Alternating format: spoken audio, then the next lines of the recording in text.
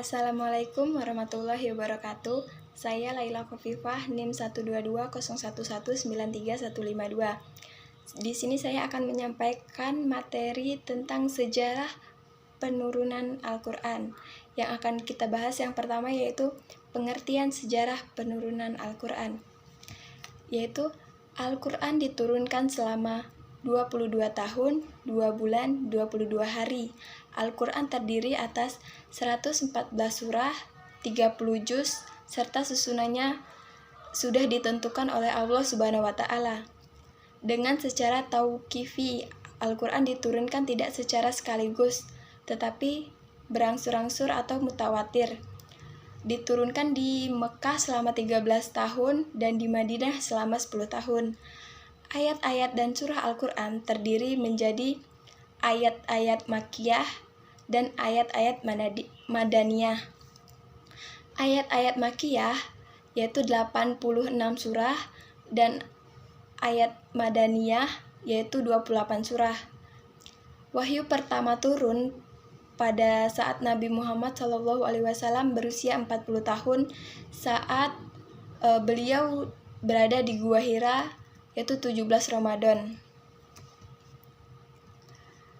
Yang kedua kita akan membahas mengenai proses turunnya Al-Quran. Proses turunnya Al-Quran pada Nabi Muhammad SAW melalui 3 tahapan, yaitu sebagai berikut. Yang pertama, Al-Quran diturunkan secara sekaligus dari Allah Subhanahu wa Ta'ala ke Lauhul Mahfuz, yaitu suatu tempat yang tercatat di dalamnya tentang segala kekuatan dan kepastian Allah Subhanahu wa Ta'ala. Proses pertama ini diisyaratkan dalam surah Al-Buruj ayat 21-22. Yang kedua, yaitu Al-Quran diturunkan dari Lauhul Mahfuz ke Baitul Al-Izzah, yaitu tempat yang berada di langit dunia.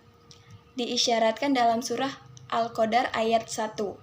Yang ketiga, Al-Quran diturunkan dari Baitul Al-Izzah, dari Bait Al-Izzah ke dalam hati Nabi Muhammad SAW melalui malaikat Jibril dengan cara berangsur-angsur sesuai kebutuhan. Ada kalanya 1 ayat, 2 ayat, bahkan kadang-kadang 1 surah. Hal ini sesuai dengan firman Allah Subhanahu wa Ta'ala dalam surah Asy-Syura ayat 193 sampai 195. Itulah proses turunnya Al-Quran. Yang selanjutnya yaitu sejarah penulisan Al-Quran. Sejarah penulisan Al-Quran dibagi menjadi 3, yaitu pada masa Rasulullah SAW, yang kedua pada masa Abu Bakar As-Siddiq, yang ketiga pada masa Utsman bin Affan. Yang pertama pada masa Rasulullah SAW. Pada masa Rasulullah belum mengenal kertas di Jazirah Arab. Walaupun sudah ditemukan di Tiongkok, Nabi tidak bisa membaca dan menulis.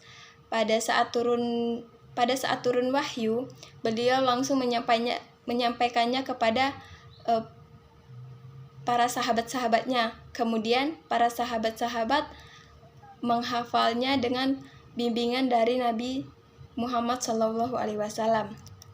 Yang kedua yaitu pada masa Abu Bakar As-Siddiq. Pada masa Abu Bakar, pertempuran Yamamah pada tahun 12 Hijriah melibatkan sejumlah besar sahabat yang penghafal Al-Quran. Dalam pertempuran ini, 70 dari para sahabat gugur akibat pertempuran tersebut. Umar bin Khattab merasa sangat khawatir melihat kejadian ini. Lalu ia menghadap ke Abu Bakar dan mengajukan usul kepada Abu Bakar agar mengumpulkan dan membukukan Al-Quran. Karena beliau khawatir bahwa Al-Quran akan musnah seiring wafatnya para sahabat yang penghafal Al-Quran. Lalu Abu Bakar menolak usulan tersebut dan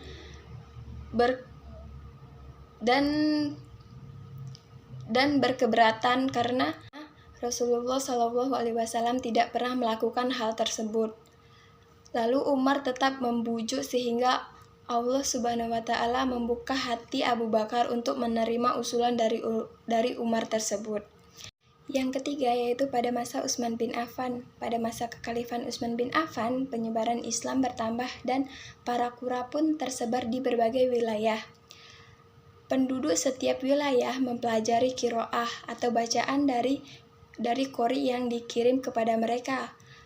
Pembacaan qiraah Al-Quran yang mereka bawakan yaitu berbeda-beda. Sekian penyampaian materi dari saya. Wassalamualaikum warahmatullahi wabarakatuh.